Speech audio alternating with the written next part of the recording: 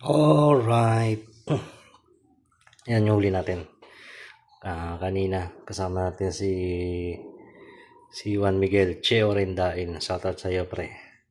So ito pinili ko yung isdang arroyo yan. Tapos yung bangus. Tingnan nyo yung bangus. So malalaki yan. Kanya naman yung kamay ko, malaki yung kamay ko. Nakatatlo tayo. Yun lang yung nadali natin. Medyo matumal. Mababaw kasi yung tubig. Pero sulit pa rin. Yan. Tatlo.